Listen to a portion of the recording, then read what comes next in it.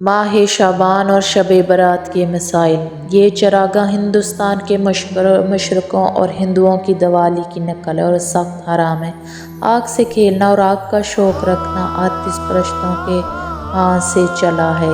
کیسی عجیب بات ہے کہ آسمان سے رحمتوں کا نزول ہوتا ہے اور نیچے رحمتوں کا مقابلہ آتش بازی اور فضول خرچی اور طرح طرح کے گناہوں کے ذریعے کیا جاتا ہے۔ اللہ کا ارشاد ہوتا ہے کہ کوئی ہے جو مجھ سے مانگے، اور یہاں مانگنے کے بجائے فسق و فجور اور کھیل کود میں وقت گزارتے ہیں۔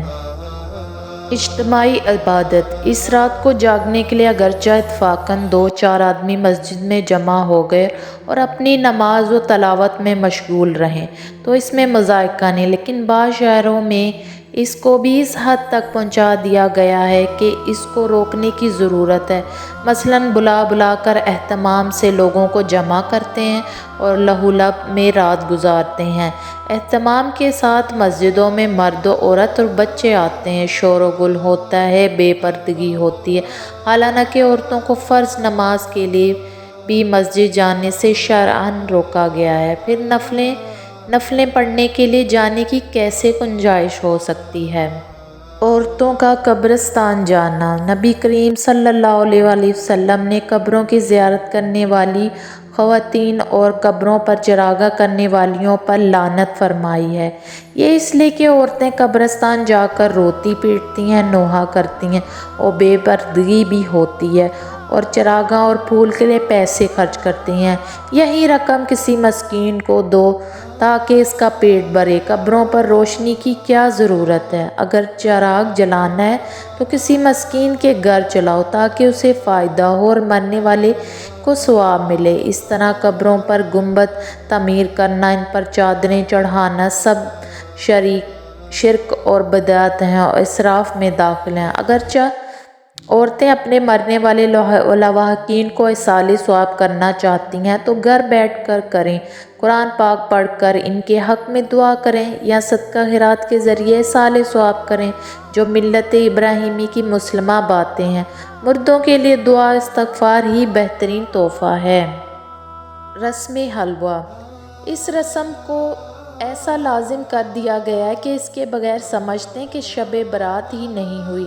فرائض و واجبات کے ترک پر اتنی مذمت اور افسوس نہیں ہوتا جتنا حلوہ نہ پکانے پر ہوتا ہے، اور جو شخص نہیں پکاتا اس کو کنجوسی، وہابی اور بخیل وغیرہ کے القاب دیے جاتے ہیں۔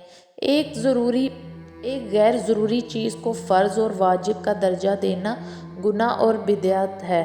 بعض لوگ کہتے ہیں کہ حضور صلی اللہ علیہ وآلہ وسلم کا جب دندان مبارک شہید ہوا تو آپ صلی اللہ علیہ وآلہ وسلم نے حلوہ نوش فرمایا تھا، یہ اس کی یادگار ہے۔ اور کوئی کہتا ہے کہ حضرت حمزہ رضی اللہ تعالیٰ عنہ اس دن شہید ہوئے تھے، ان کی فاتحہ ہے۔ یہ غلط ہے کیونکہ یہ دونوں اثاثے ماہ شوال میں ہوئے تھے۔ ماہ شعبان میں نفلی روزوں کی کثرت۔ حضرت عائشہ صدیقہ رضی اللہ تعالیٰ عنہا فرماتی ہیں کہ میں نے کبھی نہیں دیکھا کہ حضور صلی اللہ علیہ وآلہ وسلم نے رمضان کے علاوہ کسی دوسرے مہینے کے روزے رکھے ہوں، اور میں نے نہیں دیکھا کہ آپ کسی مہینے میں شعبان سے زیادہ نفلی روزے رکھتے ہوں۔